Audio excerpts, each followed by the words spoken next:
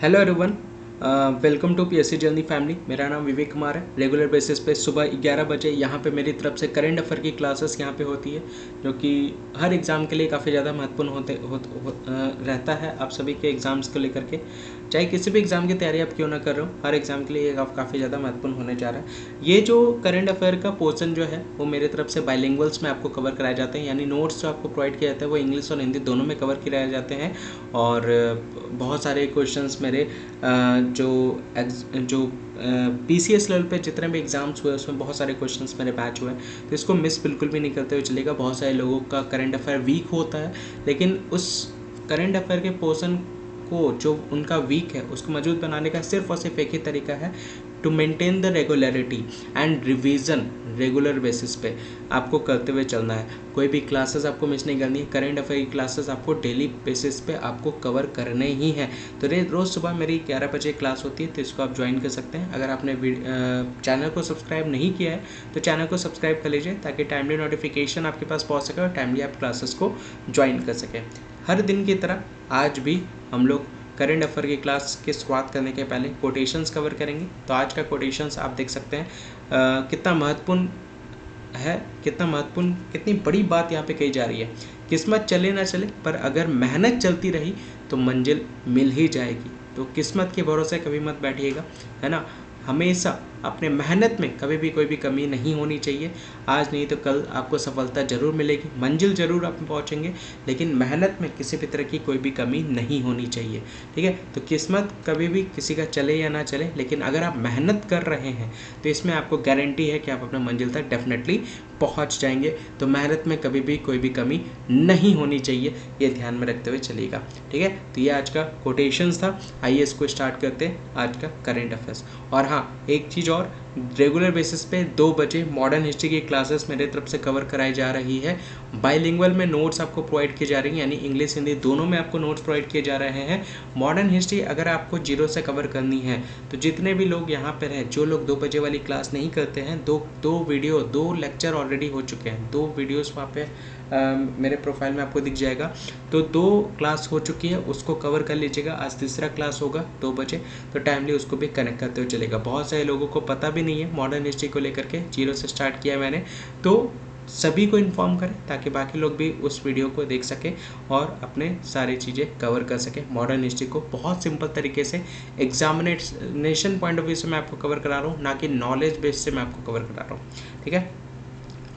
तो आज का सबसे पहला न्यूज़ आप यहाँ पे देख सकते हैं, best wishes to the people of Sikkim on their statehood day, यानी राज्य दिवस। यहाँ पे आप देख सकते हैं सिक्किम, यहाँ पे सिक्किम को बताया जा रहा है। सिक्किम का राज्य दिवस यहाँ पे आप देख सकते हैं, यानी राज्य का दर्जा सिक्किम को जो मिला था वो कब मिला था, इसी दिन मिला था 16 मई को, ये ध्यान रखते चलिएगा।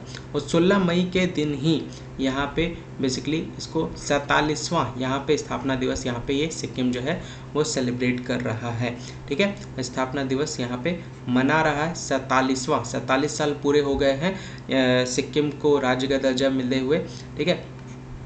राज्य का दर्जा इसको मिला था 1975 को, ठीक है। 1975 में इसी दिन सिक्किम संविधान के 36वें संशोधन के तहत बाद भारत संघ का 22वां राज्य बन गया था। तो 22वां राज्य बन करके उभरा था, ये ध्यान रखिएगा।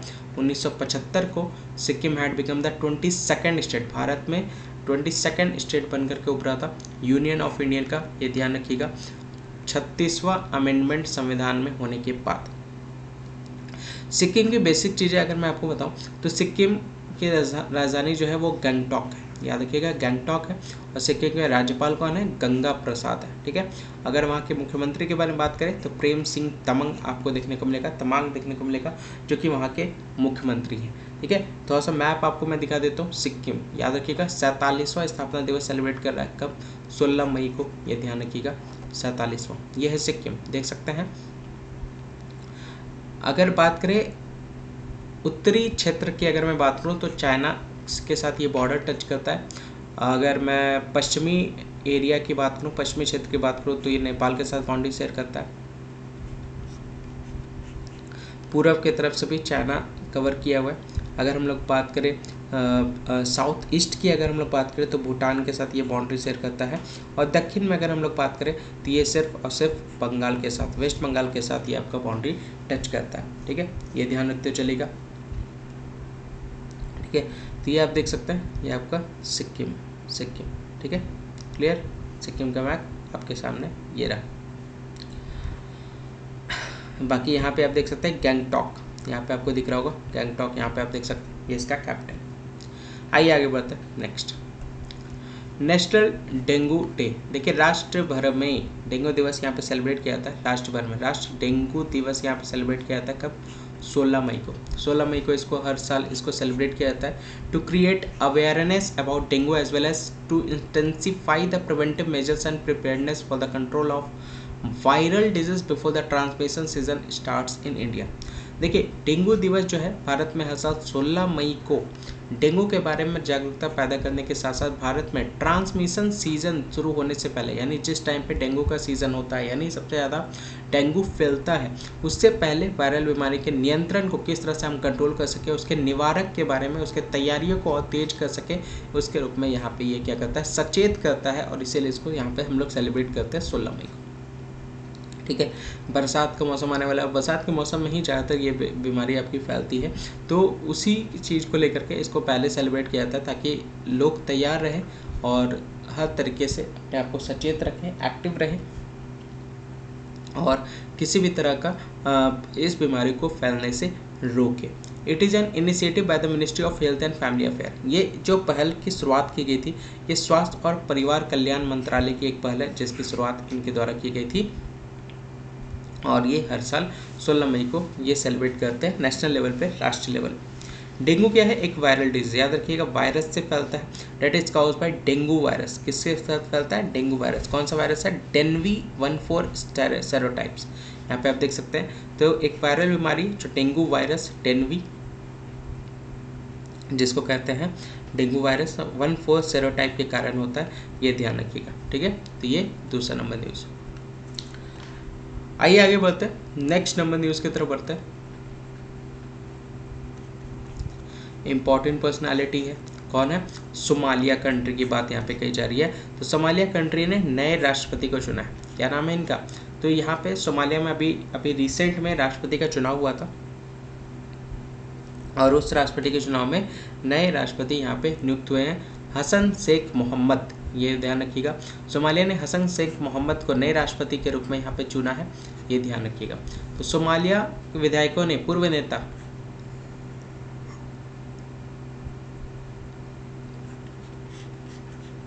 हसन शेख मोहम्मद 66 वर्ष की उम्र है, और देश का अगला राष्ट्रपति इन्होंने चुना है। 2012-17 के बीच राष्ट्रपति के रूप में कार्य करने के बाद दूसरी बार ये आपके यहाँ पे चुने गए, दूसरी बार ये चुने गए, ये ध्यान रखिएगा। ठीक है, ये एक बार और प्रेसिडेंट के पद पर नियुक्त हो चुके हैं, और वो कौन सा कार्यकाल था? 2012 से 2017। उसके बाद फिर ये नहीं रहे थे, उसके बाद फिर वापस से ये जीत करके नियुक्त हुए हैं, ये ध्यान रखिएगा, इलेक्ट हुए हैं, और वापस से इस वर्ष नए राष्ट्रपति के रूप में कार्यभार संभालने वाले हैं। सोमालिया की राजधानी की अगर मैं बात करूँ तो मोगादिशु है। क्या नाम है इसका? मोगादिशु, ये ध्यान रखिएगा। अगर मुद्रा की बात करें, करेंसी की बात करें, तो सोमाली सिलिंग है, याद रखिएगा। यहाँ पे सोमाली सिलिंग, जैसे भारत में रुपीज़ चलता है ना, रुपीज़ करेंसी है यहाँ की, वैसे सोमालिया में क्या है? सोमाली सिलिंग्स, ये ध्यान रखिएगा। प्राइम मिनिस्टर सोमालिया के कौन है? मोहम्मद हुसैन रोबेल, ये ध्यान रखिए, मोहम्मद हुसैन रोबेल यहाँ के प्रधानमंत्री सोमालिया के, ये ध्यान रखिएगा, हुसैन रोबेल। ठीक है, मुद्रा जो है सोमाली सिलिंग है, ये ध्यान रखिएगा। मोगादिशु है, ये ध्यान रखते चलिए। ठीक है, हसन शेख मोहम्मद, याद रहेगा नाम सभी लोग को, हसन शेख मोहम्मद यहाँ के नए राष्ट्रपति के रूप में, और ये दूसरा टर्म है इनका, सेकेंड टर्म, ये ध्यान रखिएगा, सेकेंड टर्म। पहले भी प्रेसिडेंट का कार्यभार ये संभाल चुके। कहाँ पे सोमालिया देख सकते हैं,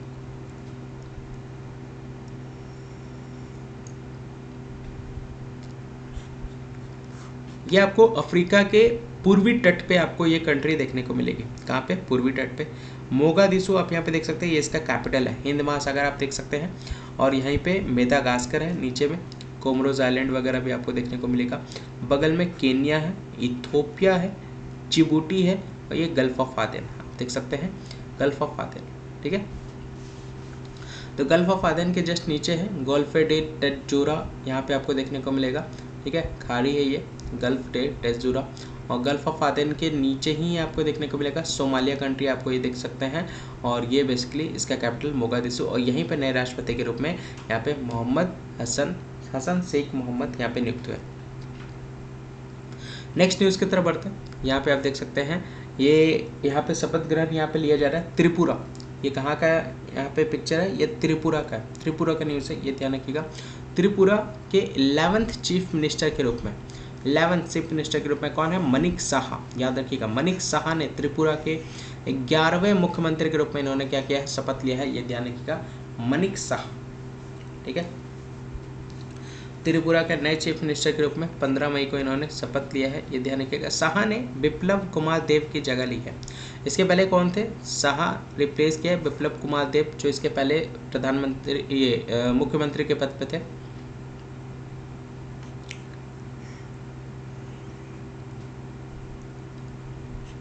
रिजाइन कब दिया इन्होंने, 14 मई को मुख्यमंत्री पद से इन्होंने इस्तीफा दे दिया, ठीक है। और इस्तीफा देने के बाद 15 मई को यहाँ पे मनिक साहा ने त्रिपुरा के नए मुख्यमंत्री के रूप में इन्होंने शपथ लिया है, ठीक है, मनिक साहा। अब बिप्लब कुमार देव नहीं रहे वहाँ के मुख्यमंत्री।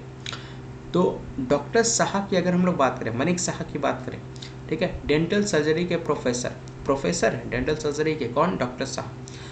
2016 में भाजपा में शामिल हुए थे, कभी ये शामिल हुए थे, 2016 में बीजेपी में इन्होंने शामिल हुआ था। राज्यपाल की बात करें तो वहाँ पे सत्यदेव नारायण आर्या, याद रखिएगा, सत्यदेव नारायण आर्या वहाँ के राज्यपाल है, कहाँ के, त्रिपुरा के, और वहाँ का कैपिटल क्या है, अगरतला है, ये ध्यान रखिएगा। वहाँ के मुख्यमंत्री कौन है आज के डेट में, मनिक साहा, याद रखिएगा, चेंज हो गए, बिप्लब कुमार देव आज के डेट में नहीं है, मनिक साहा है, ये थोड़ा सा ध्यान रखते चलेगा, और सत्यदेव नारायण आर्या वहाँ के राज्यपाल। तो ये त्रिपुरा आप देख सकते हैं, यहाँ पे तीनों क्षेत्र जो है वो बांग्लादेश से कवर है, नॉर्थ, वेस्ट, साउथ, ठीक है। तो ये 3 पार्ट बांग्लादेश के साथ बाउंड्री शेयर करता है। बाकी ईस्टर्न पार्ट आप देख सकते हैं मिजोरम के साथ और असम के साथ ही अपना बाउंड्री शेयर करता है।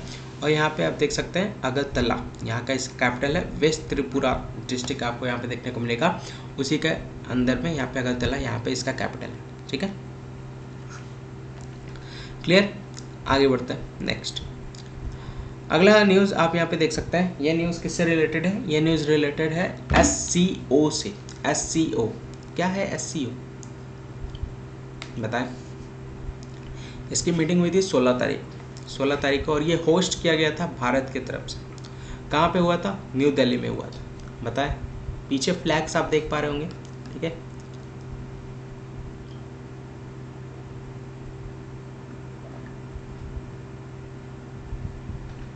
तो बेसिकली ये मीटिंग है SCO, यहाँ पे आप देख सकते हैं संघाई कोऑपरेशन ऑर्गेनाइजेशन की मीटिंग यहाँ पे हुई है। कब है, 16 मई को हुई थी। और यहाँ पे होस्ट कौन किया था इसको, भारत ने। 16 मई को SCO RATCTS बैठक की मेज़बानी इन्होंने की है, भारत ने। संघाई कोऑपरेशन ऑर्गेनाइजेशन, भारत ने 16 मई 2022 को नई दिल्ली में, कहाँ पे इसका आयोजन किया गया था, कहाँ पे इसका बेसिकली जो मेज़बानी की गई थी वो कहाँ पे की गई थी, वो नई दिल्ली में की गई थी। संघाई सहयोग संगठन के आतंकवाद विरोधी निकाय, आतंकवाद विरोधी यानी anti terrorist structure, regional anti terrorist structure RATS यानी क्षेत्रीय आतंकवाद विरोधी संरचना की बैठक की मेजबानी यहाँ पे की गई थी, यानी एंटी टेरर बॉडी, यहाँ पे आप देख सकते हैं RATS, ये ऑब्जेक्टिव था और इसी के ऊपर यहाँ पे डिस्कशन हुआ था, ठीक है। The meeting is taking place from 16 to 19 May and will see the participation of all members of the grouping including Pakistan. यहाँ पे आप देख सकते हैं बैठक 16 से 19 मई 2022 तक हो रही है, अभी ख़त्म नहीं हुई है, 19 मई तक ये बैठक होगी और इसमें सभी की भागीदारी देखी जाएगी, कौन कौन इसमें पार्टिसिपेट कर रहे हैं ये सभी को यहाँ पे देखा जाएगा। समूह के सदस्य में जहाँ पे आप देख सकते हैं पाकिस्तान भी यहाँ पे शामिल है, ये ध्यान रखिएगा। इससे पहले नवंबर 2021 में 3rd रीजनल सिक्योरिटी डायलॉग हुआ था अफगानिस्तान पर, जो कि न्यू दिल्ली में ही आयोजित की गई थी। अफगानिस्तान पर तीसरी क्षेत्रीय सुरक्षा वार्ता नई दिल्ली में ही आयोजित की गई थी। तो SCO के बारे में बात कर रहे हैं, थोड़ा सा इसके बारे में आप देख सकते हैं, संघाई कोऑपरेशन ऑर्गेनाइजेशन, ठीक है। तो यहाँ पे आप देख सकते हैं People's Republic of China, Islamic Republic of Pakistan, Republic of India, आप यहाँ पे देख सकते हैं, ठीक है।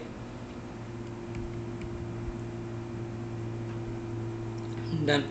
तो यहीं पे आप देख सकते हैं ये सारे कंट्री आपको यहाँ पे देखने को मिलेगा जो कि इसका हिस्सा बने हुए थे, ठीक है। ये मेंबर्स हैं, ये ध्यान रखिएगा, SCO उसी। नेक्स्ट न्यूज़ की तरफ बढ़ते हैं। ये न्यूज़ है न्यू दिल्ली का, न्यू दिल्ली के ईस्टर्न दिल्ली यानी पूर्व दिल्ली का ये आपका न्यूज़ है। और जो लोकेशन है वो है मयूर विहार। जो दिल्ली में रहते होंगे उनको बहुत अच्छे से नॉलेज होगा इस लोकेशन को लेकर के, मयूर विहार। यहाँ पे डिप्टी CM जो है वो उनके द्वारा जो इलेक्ट्रिक व्हीकल चार्ज स्टेशन का यहाँ पे इनके द्वारा उद्घाटन किया गया।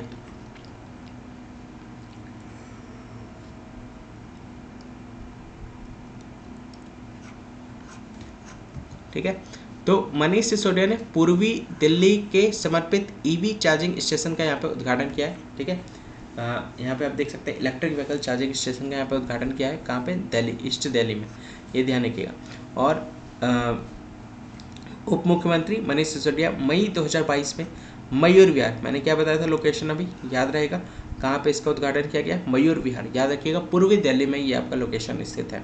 एक सोसाइटी में पूर्वी दिल्ली में पहले आवासीय EV चार्जिंग स्टेशन का उद्घाटन किया है। इसे EV charging Infratech company EVRI द्वारा स्थापित किया गया। देखिए इसको सेटअप किसके द्वारा किया गया, इंफ्राटेक कंपनी है EVRI, उसके द्वारा यहाँ पे सेटअप किया गया। EVRI आपका पहली EV चार्जिंग फैसिलिटी है जो कि रेसिडेंशियल सोसाइटी में पूर्वी दिल्ली में इन्होंने इसको स्थापित किया है, ये ध्यान रखिएगा। EVRI के ऑपरेटर्स की अगर हम लोग बात करें तो आज के डेट में EVRI के टोटल 700 चार्जिंग स्टेशन है अलग अलग शहरों में, ये ध्यान रखते हुए चलेगा। ये पहला नहीं है जो कि यहाँ पे दिल्ली में लग रहा है। तो EVRI जिस कंपनी के द्वारा इसको लगाया गया है वो 700 और उनके अलग अलग डिफरेंट शहरों में चार्जिंग स्टेशन चल रहे हैं, ठीक है। तो ये थोड़ा सा आप लोग ध्यान में रख सकते हैं। आगे बढ़ते हैं नेक्स्ट। तो थोड़ा सा पहले मैप देख लेते हैं, एग्जैक्ट लोकेशन की बात करूँ तो यहाँ पे आप देख सकते हैं ये वाला पोर्शन है आपका ईस्ट दिल्ली, ठीक है। यहाँ पे यमुना नदी निकल के बह रही है, ठीक है, यमुना नदी आप देख सकते हैं। और ईस्ट दिल्ली में कौन कौन सा एरिया आता है, लक्ष्मी नगर, मयूर विहार, त्रिलोकपुरी, रोहिणी, आप यहाँ पे देख सकते हैं। तो ये मयूर विहार आपका कहाँ पे आता है, मयूर विहार में ही बेसिकली ये आपका EV चार्जिंग स्टेशन जो है उसका उद्घाटन किया गया है। और ये बेसिकली पूर्व दिल्ली में आपको ये देखने को मिलेगा, इस दिल्ली में ये आपको देखने को मिलेगा, ठीक है। बाकी आप जो लोग दिल्ली में रहते हैं वो बताएं ज़रूर कि वो किस एरिया से बिलोंग करते हैं, North Delhi, West Delhi, South Delhi या अदर प्लेसेस दिल्ली NCR की अगर हम लोग बात करें तो वो बेसिकली आप में से कितने लोग ऐसे हैं जो दिल्ली में रहते हैं और किस एरिया में आप रहते हैं वो आप कमेंट्स में मेंशन करें, ठीक है। आगे बढ़ते हैं नेक्स्ट। इंपॉर्टेंट न्यूज़ है, याद रखिएगा, नर्स है ये ध्यान रखिएगा। और इनको ये अवार्ड दिया गया, पहली यानी दुनिया की वर्ल्ड बेस्ट नर्स का इनको खिताब यहाँ पे दिया गया, वर्ल्ड की बेस्ट नर्स, ये ध्यान रखिएगा, ठीक है। तो केन्या की नर्स अन्ना काबले, यहाँ पे आप देख सकते हैं अन्ना काबले, केन्या से बिलोंग करती है। ये दुनिया की सर्वश्रेष्ठ नर्स का इन्होंने ताज पहना है, ठीक है। वर्ल्ड्स बेस्ट नर्स की अगर हम लोग बात करें तो मासाबिट काउंटी की अगर हम लोग बात करें तो केन्या की अन्ना काबले दुबा को मई 2022 में Easter guardian global nursing award 2022 से सम्मानित किया गया। उन्होंने शिक्षा का समर्थन किया और अपने समुदाय में महिला जननांग विकृति यानी FGM, ठीक है, फीमेल जेनाइटल म्यूटिलेशन ऐसी पुरानी सांस्कृतिक प्रथाओं के खिलाफ अभियान भी इनके द्वारा चलाया गया, ठीक है। उनको सेलेक्ट यहाँ पे किया गया इनिशियल 24,000 नॉमिनी नर्सेस में across the globe and received 2.5 lakh, यहाँ पे आप देख सकते हैं प्राइज मनी इनको यहाँ पे दिया गया। तो 24,000 जो नॉमिनेटेड नर्स है उसमें से यहाँ पे अन्ना काबले दुबे को यहाँ पे सेलेक्ट किया गया। और इसके साथ ही उनको प्राइज मनी भी दिया है। प्राइज मनी कितना का, तो 2.5 लाख USD, ये ध्यान रखते चलिए, डॉलर की बात यहाँ पे की जा रही है, ठीक है। आगे बढ़ते हैं नेक्स्ट। तो पहले केन्या का लोकेशन आप लोग देख लीजिए, केन्या का लोकेशन देखिए, अभी हम लोगों ने सोमालिया पढ़ा था, याद आ रहा है, सोमालिया अभी हम लोगों ने कवर किया था। तो सोमालिया के साथ ही सटा हुआ आपका केन्या है, ठीक है। केन्या है। इसका नेबरिंग अगर हम लोग बात करें कंट्री की बात करें तो इथोपिया आप यहाँ पे देख सकते हैं, साउथ सूडान आप यहाँ पे देख सकते हैं, युगांडा आप देख सकते हैं, और तांजानिया भी आप यहाँ पे देख सकते हैं। ठीक है, तो ये सारे आपके क्या है पड़ोसी मुल्क। अगर हम लोग बात करें तो थोड़ा सा बड़ा मैप में अगर आपको दिखाऊं तो केन्या कहाँ लोकेटेड है, केन्या इस जगह पे, ये सोमालिया था, उसके जस्ट नीचे में आपको देखने को मिलेगा केन्या, ये मेदागास्कर है, और कोमोरोस आइलैंड वगैरह यहाँ पे आपको देखने को मिलेगा, ये हिंद महासागर है, ये ध्यान रखते हुए चलिए। ठीक है, क्लियर।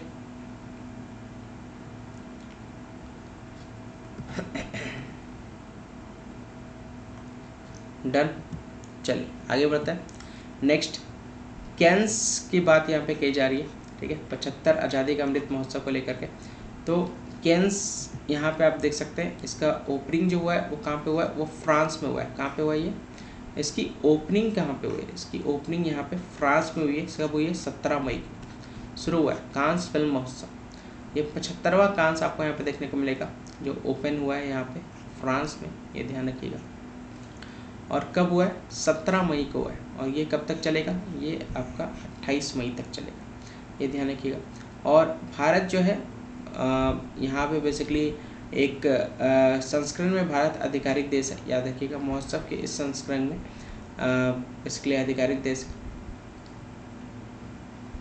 यह पहला मौका है जब किसी देश को यह सम्मान दिया गया, देख सकते हैं, पहला मौका आपको यहाँ पे देखने को मिलेगा कि किसी देश को ये क्रेडिट दिया जाए। A cinema hall called the Olympia Screen has been dedicated to India on the 22nd May for screening the unreleased movies. आप यहाँ पे आप देख सकते हैं ओलंपिया स्क्रीन नाम का एक सिनेमा हॉल। ठीक है, 22 मई को रिलीज नहीं हुई फिल्मों की स्क्रीनिंग के लिए भारत को समर्पित किया गया। मतलब जो मूवी नहीं रिलीज कर पाई है, बन करके तैयार हो गई है, रिलीज नहीं हो पाई है, किसी कारणवश आगे फॉरवर्ड नहीं हो रही है, तो वो सारे केसेस यहाँ पे ला के दे, तो ये बेसिकली क्लियर स्क्रीनिंग को लेकर के जितने भी अनरिलीज्ड मूवीज़ है उसको यहाँ पे रिलीज किया जाएगा। ठीक है, आगे बढ़ते हैं नेक्स्ट। तो फ्रांस आप यहाँ पे देख सकते हैं, फ्रांस का लोकेशन थोड़ा सा ध्यान में रखते हुए चलेगा। ठीक है, फ्रांस है यहाँ पे, पेरिस यहाँ पे आपको देखने को मिलेगा, ये बंगाल की खाड़ी, सॉरी बे ऑफ बिस्के है, bay of Biscay, English Channel, Strait of Dover आप यहाँ पे देख सकते हो, ऊपर नॉर्थ सी आपको देखने को मिलेगा। ठीक है, क्लियर, ये सारे लोकेशन ध्यान रखते चलेगा। ये पेरिस है, ठीक है, ध्यान रखिएगा, यहाँ पे इसका कैपिटल है। कौन कौन से देश को ये टच करता है बाउंड्री, थोड़ा सा उसके ऊपर ध्यान देते हैं। तो यहाँ पे आप देख सकते हैं बेल्जियम है, लग्जमबर्ग है, ठीक है, जर्मनी है, स्विट्जरलैंड है, इटली है, और यहाँ पे स्पेन आप यहाँ पे देख सकते हैं। तो ये इन सभी देशों को ये क्या करता है, बाउंड्री शेयर करते हैं।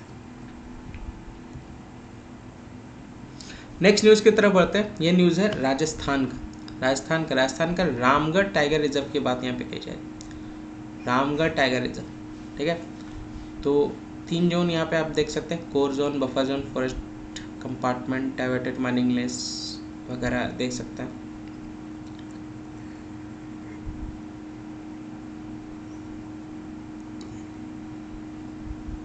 तो बेसिकली रामगढ़ टाइगर रिजर्व की अगर हम लोग बात करें तो यहाँ पे टाइगर रिजर्व का दर्जा यहाँ पे दिया गया। तो राजस्थान का रामगढ़ विषधारी अभयारण्य टाइगर रिजर्व के रूप में अधिसूचित किया गया। तो राजस्थान में रामगढ़ विषधारी अभयारण्य को 16 मई 2022 को भारत के 52वें बाघ अभयारण्य के रूप में अधिसूचित किया गया। रणथंभौर, सरिस्का, मुकुंदरा के बाद वह राजस्थान का 4था बाघ अभयारण्य है, ये ध्यान रखिए। According to status of tigers in India, 2019 में जारी status of tigers in India के रिपोर्ट के अनुसार देश भर के 20 राज्यों में 2967 यहाँ पे बाघ है, ये ध्यान रख सकते हैं। ठीक है,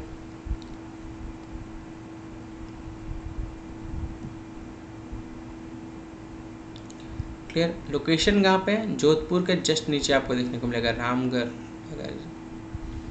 ठीक है, क्लियर। बाकी यहाँ पे गुजरात राजस्थान के साथ बाउंड्री शेयर करता है, मध्य प्रदेश करता है।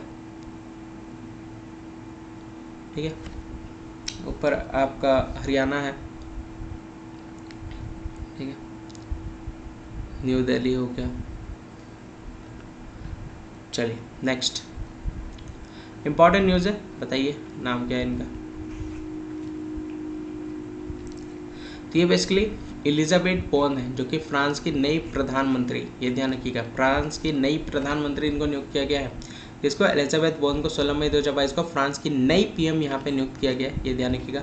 इस पद को संभालने वाली इतिहास की दूसरी महिला बनी है, ये ध्यान रखिए, दूसरी महिला इतिहास की जो बनी है जिन्होंने इस पद को संभाला है, ये ध्यान रखिए। फ्रांस के राष्ट्रपति इमैनुअल मैक्रो की पिछली सरकार में श्रम मंत्री बोर्न जीन कॉन्स्टेक्स का स्थान लेंगे।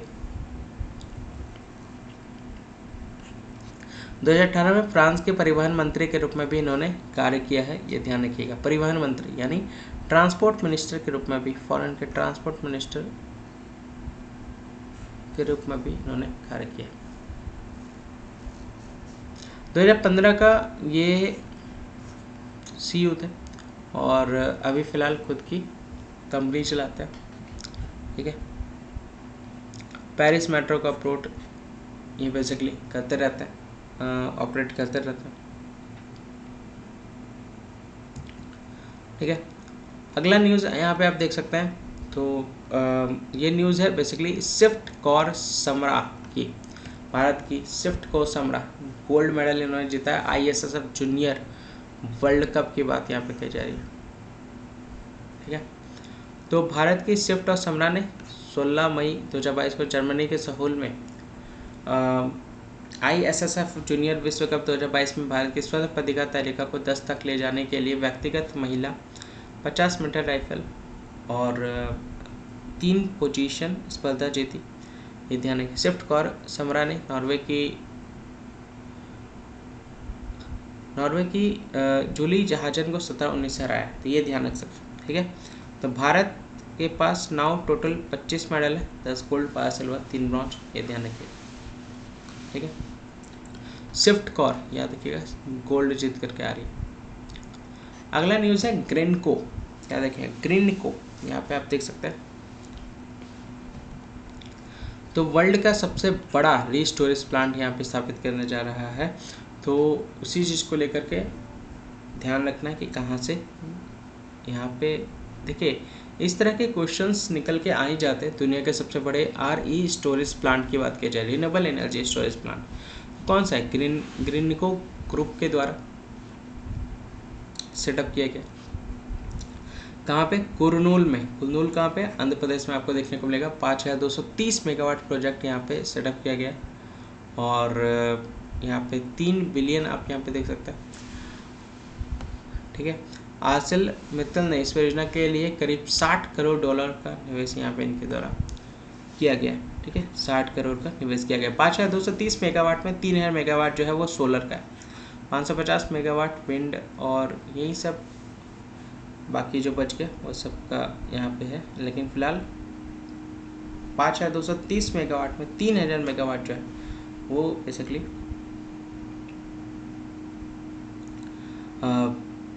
जो बेल है उसी का यहाँ पे आप देख सकते हैं।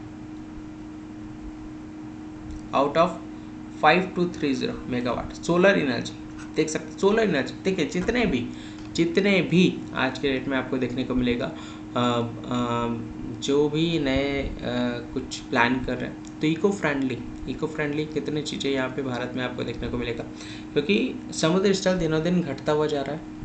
और अगर हम लोग बात करें कि रिन्यूएबल एनर्जी नवीकरणीय ऊर्जा पे पूरी तरह से भारत जो है वो आश्रित होने वाला है। प्रॉमिस किया 2070 तक नेट जीरो कार्बन एमिशन करके दिखाएगा। 2030 तक जो है वो बेसिकली चीज़ें स्टेबल होते हुए चलेगी, ये ध्यान रखिएगा। तो इसमें 5230 मेगावाट यहाँ पे आप देख सकते हैं, जो कि सोलर यानी सौर ऊर्जा से बिजली का उत्पादन यहाँ पे देख सकते हैं। 3000 मेगावाट आप यहाँ पे देख सकते हैं, लगभग 50% से भी ज़्यादा आप यहाँ पे देख सकते हैं नवीकरणीय ऊर्जा से यहाँ बिजली का उत्पादन होता है। 550 यानी जो पवन चक्की आप कह सकते हैं, विंड एनर्जी, ठीक है। तो उसी को लेकर के बात की जा रही है। तो विंड एनर्जी यहाँ से जनरेट किया जाता है 1680 मेगावाट में पंप स्टोरेज से। ये बेसिकली कैपेसिटी जो है वो 6 घंटे के लिए डेवलप की जा सकती है, ग्रीनको कंपनी, याद रखिए ग्रीनको कंपनी, ठीक है। अगला है होलसेल प्राइस इंडेक्स की बात यहाँ पे क्या चल रही है, होलसेल प्राइस इंडेक्स। तो यहाँ पे इन्फ्लेशन रेट आपको यहाँ पे देखने को मिलेगा 15.08%। कब था ये, अप्रैल मंथ का था, आप देख सकते हैं अप्रैल मंथ का 15.08%, ठीक है। इसके बाद ईयर हम लोग ईयर आफ्टर ईयर अगर हम लोग कंपेयर करें तो 10.74% था। अगर हम लोग बात करें इसके पहले की, अगर हम लोग बात करें, ठीक है, 10.74% था। 2021 अप्रैल में इन्फ्लेशन देख सकते हैं 5% लगभग जो है वो आपका बढ़ा है। जो खाद्य सूचकांक पर आधारित मुद्रास्फीति की दर मार्च 2022 में 8.71% से मामूली रूप से बढ़ाकर 8.88 हो गई है अप्रैल 2022 में। हाई रेट यहाँ पे इन्फ्लेशन का अप्रैल 2022 में इसलिए देखने को मिलेगा क्योंकि यहाँ पे बेसिकली अगर हम लोग बात करें इन्फ्लेशन की बात करें, देखिए इन्फ्लेशन महंगाई बढ़ गई क्योंकि सारे सामान की कॉस्टिंग्स आपकी बढ़ रही है, ठीक है। कॉस्टिंग बढ़ रही है यानी प्रोडक्शंस करने का क्या फ़ायदा जब एग्जीक्यूशन होगा ही नहीं, तो ठीक है। तो ये इन्फ्लेशन आपको यहाँ पे देखने को मिलेगा। अप्रैल मंथ में बहुत ज़्यादा हो रखा था, गर्मी बहुत ज़्यादा बढ़ी हुई थी, मिनरल्स ऑयल के प्राइसेस बहुत ज़्यादा बढ़े हुए थे, जो भी सामान है जो धातु है उसके प्राइसेस बहुत ज़्यादा बढ़े हुए थे। क्रूड पेट्रोलियम की बात करें, नेचुरल गैस की बात करें तो सभी का प्राइस लगभग बढ़ा हुआ है ही। और ये इन्फ्लेशन जो था वो अप्रैल मंथ का था 15.08%। इसके पहले अगर हम लोग बात करें 2021 की अप्रैल की बात करें, उस समय इन्फ्लेशन था वो 10.74% था, ठीक है। तो ये ध्यान रख सकते हैं। अगला न्यूज़ है, ये ध्यान रखिएगा, ये भारत के रहने वाले हैं और इनका जो नाम है लेमन, ये ध्यान रखिएगा। इन्होंने देवश्याम पिल्लाई, यहाँ पे आप देख सकते हैं पॉप द्वारा संत घोषित किए जाने वाले पहले व्यक्ति, पॉप द्वारा संत घोषित करने वाले पहले व्यक्ति आपको देखने को मिलेगा। Devasahayam Pillai became first Indian women to be declared a saint by Pope Francis on 15 May 2022। देख सकते हैं तो पिल्लाई 15 मई 2022 को पॉप फ्रांसिस द्वारा संत घोषित किए जाने वाले पहले आम आदमी बने हैं, ये ध्यान रखें। उनका जन्म वर्तमान कन्याकुमारी में एक हिंदू उच्च जाति परिवार नीलकदम पिल्लाई के रूप में हुआ था और उन्होंने 17.45 में ईसाई धर्म अपना लिया था, तो आप देख सकते हैं। तो यहाँ पे कोट्टार सुबह तमिलनाडु बिशप्स काउंसिल के अनुरोध पर 2004 में वेटिकन द्वारा बेटिफिशियन की प्रक्रिया की एक देवश्याम की सिफारिश की थी, ये ध्यान रखिएगा। तो उसी को लेकर, ठीक है। तो ये था आज का पूरा न्यूज़ एनालिसिस, आई होप आपको क्लियर हुआ होगा। आइए स्टार्ट करते हैं आज का एमसीक्यू क्वेश्चन। सबसे पहला क्वेश्चन आपके सामने ये रहा, Elizabeth Borne has been appointed as the first female prime minister in 30 years of which nation, यानी एलिजाबेथ बोन को किस देश के 30 वर्षों में पहली महिला प्रधानमंत्री के रूप में नियुक्त की गई है, आपको बताना, ठीक है। A Denmark, B Sweden, C France, D Italy. The right answer is option number C, France, ये ध्यान रखिएगा। अभी हम लोगों ने कवर किया, ये ध्यान रख सकते हैं। बाकी इसका एक्सप्लेनेशन आप देख सकते हैं, इस तरह से आपको यहाँ पे एक्सप्लेनेशन प्रोवाइड किया जा रहा है, इसको चीज़ों को कवर करते हुए चले गए। Elizabeth bone was picked up by French president, आप देख सकते हैं फ्रेंच प्रेसिडेंट के द्वारा इसको पिक कर लिया गया और उस समय में कौन था, मैनुअल मैक्रॉन। यहाँ पे आप देख सकते हैं 16 मई 2022 की अगर हम लोग बात करें तो न्यू प्राइम मिनिस्टर के रूप में यहाँ पे प्रिपरेशन किया जा रहा है विधायिका को लेकर के। और ये सेकंड टाइम था 30 साल में कि अगर कोई वुमेन यहाँ पे अपॉइंट हुई है टॉप मोस्ट पोजीशन पर। इसके पहले फॉर्मर प्राइम मिनिस्टर जो थे वो जेन कास्टेक्स, ठीक है। तो इसके पहले earlier in this day paving way for a cabinet overall after Macron reelection April 2022, उसी को लेकर के ये ध्यान रखिएगा। और नेक्स्ट क्वेश्चन की तरफ बढ़ते हैं। एक्सप्लेनेशन इसी तरह से आपको सारे क्वेश्चंस के मिलते हुए चलेंगे। तो प्रोजेक्ट 15B के तहत लॉन्च किए गए अंतिम स्टील्थ विध्वंसक का नाम क्या है,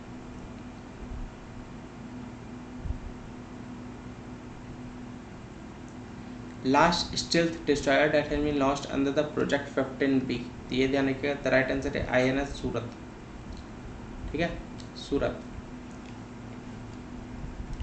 तो सूरत 7400 टन के project 15B Indian Navy disasters का चौथा आखिरी जहाज है। इनमें प्रमुख पोत INS विशाखापट्टनम के बाद विशाखापट्टनम सरणि कहा जाता है। और विध्वंसक का नाम गुजरात की वाणिज्यिक राजधानी सूरत के नाम पर रखा गया, ये ध्यान रखिए, जिसका एक समृद्ध समुद्री और जहाज निर्माण इतिहास है। ठीक है, उसी को लेकर के ये ध्यान रखिएगा। नेक्स्ट क्वेश्चन की तरफ, क्वेश्चन नंबर 3, 17 मई 2022 को रक्षा मंत्री राजनाथ सिंह द्वारा लॉन्च किए गए प्रोजेक्ट 17A को तीसरे जहाज का नाम क्या है, ये आपको बताना है। तीसरे जहाज का नाम क्या है? Name of the third ship of the projection 17A that was launched in by defence minister Rajnath Singh on 17 May 2022। The right answer is option number D, INS Udaygiri, ये ध्यान रखते हुए चलेगा।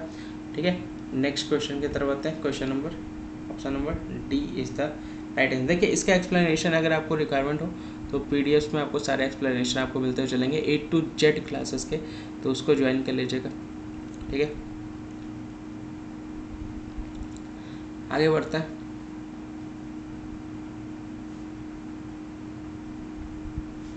भारत ने किस खाद्यान्न के निर्यात पर प्रतिबंध लगा दिया है? तो वो गेहूं है।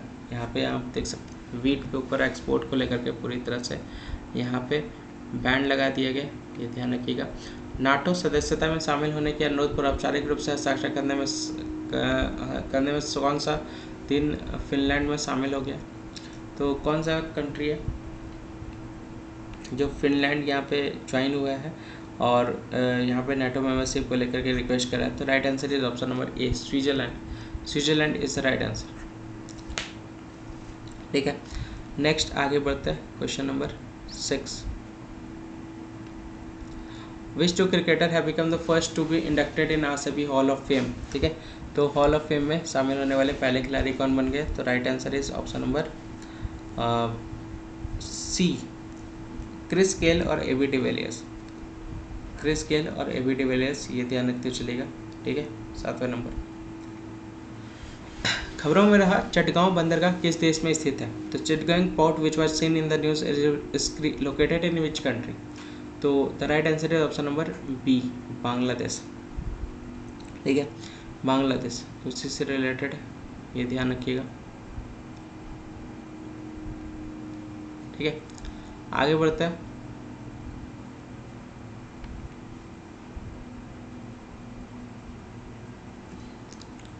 ठीक है, तो नेक्स्ट अगर हम लोग बात करें क्वेश्चन नंबर 8, क्वेश्चन नंबर 8, किस चाइनीज खिलाड़ी ने इटालियन ओपन 2022 महिला एकल खिताब यहाँ पे जीता है? तो right answer is option number B, Iga Swiatek, ये ध्यान रखिएगा। Option number B is the right answer, Iga Swiatek. ठीक है, अगले क्वेश्चन की तरफ बढ़ते हैं। क्वेश्चन नंबर 9, प्रौद्योगिकी पाइनियर्स कम्युनिटी किस संस्था की एक पहल है? तो technology pioneers community initiative of which institution? NITI Aayog, world economic forum, international monetary fund, world bank. The right answer is WEF, the right answer is option number B, ये ध्यान रखिएगा।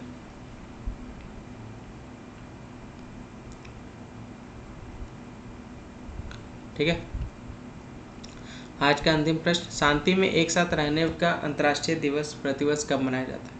तो international day of living together in peace observed annually, ये कब होता है? ये मई 16 को। ठीक है, कभी सेलिब्रेट किया था? मई 16, ये ध्यान रखिएगा। ठीक है, उसी को लेकर के यहाँ पे बात की जा रही है। क्लियर? तो आई होप ये लेक्चर आपको पसंद आया होगा। वीडियो को अगर लाइक नहीं किया है तो लाइक कर दीजिएगा, चैनल को सब्सक्राइब नहीं किया तो सब्सक्राइब कर लीजिएगा।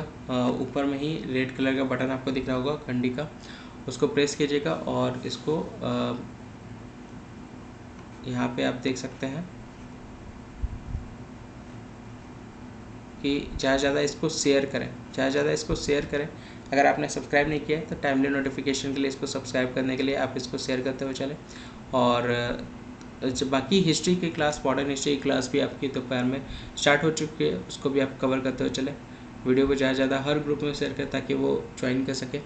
और बेल आइकन पर भी क्लिक कर लीजिएगा टाइमली नोटिफिकेशन को लेकर के। ऊपर में रेड कलर का आपको बटन दिखेगा, उस पर क्लिक करने के बाद ऑल नोटिफिकेशंस को एक्सेप्ट कर लीजिएगा।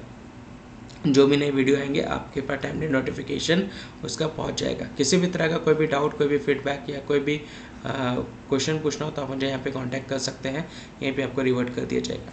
तो आज के लिए बस इतना ही। जय हिंद, जय भारत।